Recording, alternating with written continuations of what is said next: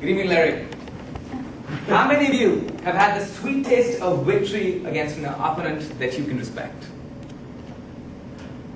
Victory against a man or a woman that you can respect. How many of you have cherished that feeling, remember it to this day, and would love to have that feeling again?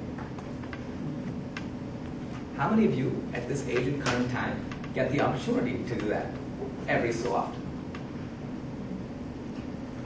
How many of you would like it to happen right here? Wonderful. I love this club. Ladies and gentlemen, I believe that competition incentivizes creativity. And creativity will take us anywhere we need to go. And over the next few weeks or months, my plan is to introduce to this club a spirit of mayhem. A spirit where chaos, anarchy, confusion, but direction are as much appreciated as the structure and content that Toastmasters provide us.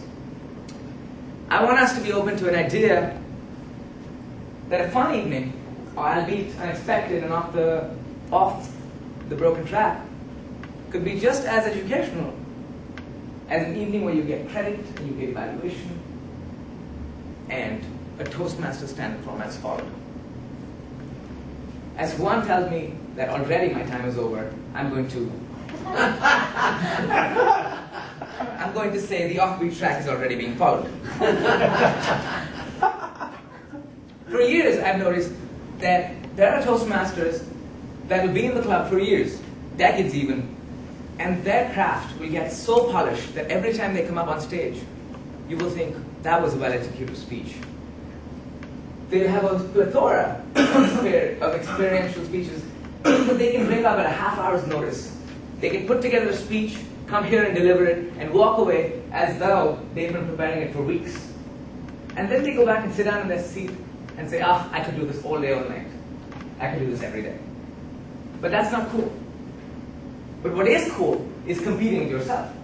If at a point in your life, you believe that you've reached what could be your golden work, if you've reached the Picassos, Mona Lisa, if you've reached Usain Bolt's 8 gold medals, it's a point in your life to backtrack and come back with an intense spirit saying, my best work is not over, my best work is my next work.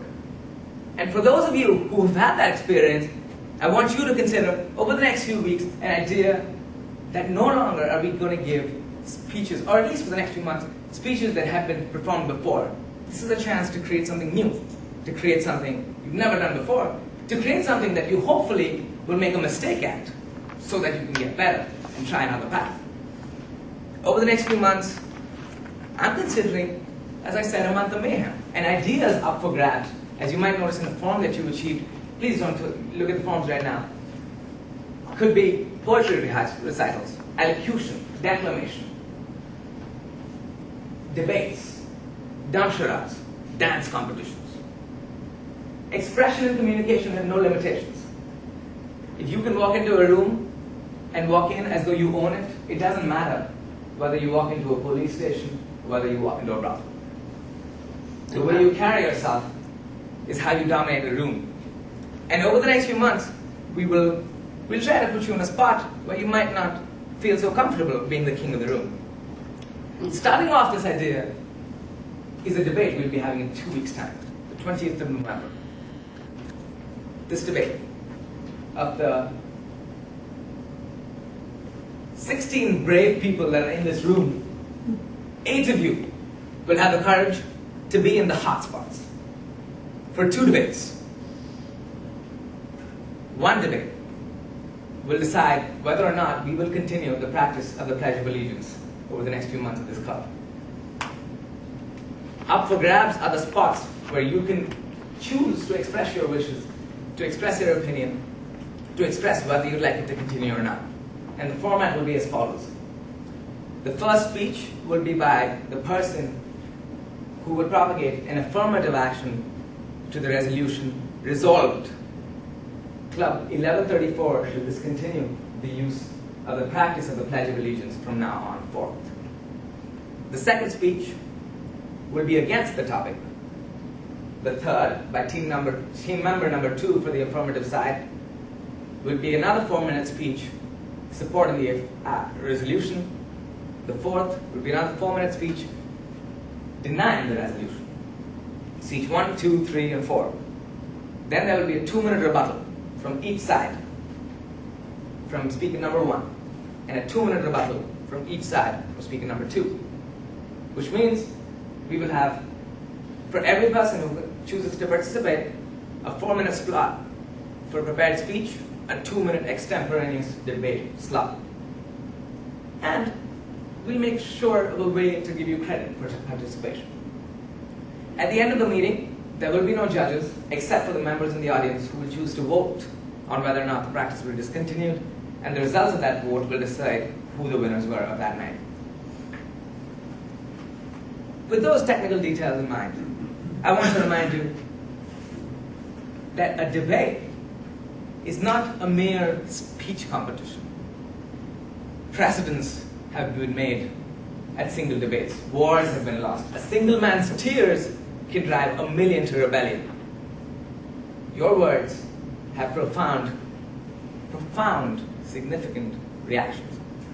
And at a debate is when your wit, your humor, your emotion, and one of my favorite weapons, statistical analysis,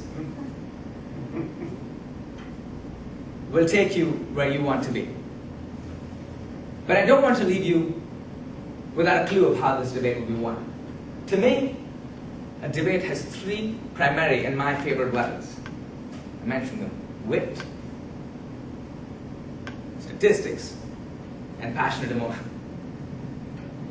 And George Bernard Shaw had something to say about wit. He sent to Winston Churchill 2 tickets of the opening night of his show.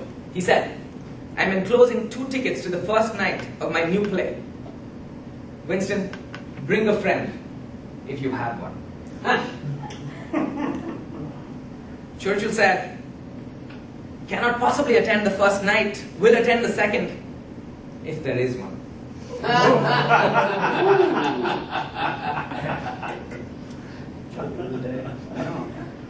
Now, on the other hand, Aaron Levenstein said that statistics are like bikinis. What they reveal is great, but what they hide is vital.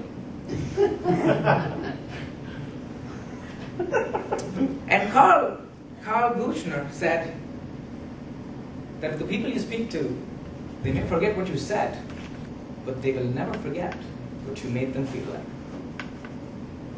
So with those 3 on your minds, please contact me if you'd like to be part of the debate. The second debate question is still up for grabs. In your table, in front of you, are feedback forms, and we'd like to know how you enjoy your Toastmasters experience and what you don't enjoy about it. We'd like to know what you think, and remember, statistics are like bikinis, so give us some real data. Second, on the front form, please fill it in and hand it back to us next week. That's the feedback form for this club. And the second form tells you the rules of the debate that follow.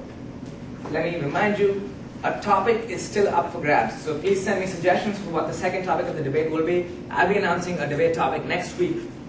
The debate will be conducted 2 weeks from now. Slots are still open for the speakers at the debate. 2 slots have been taken. Jan and Diane have taken the slots for defending the Pledge of Allegiance. Slots are open for the people who will deny that, who will be affirmative to that motion.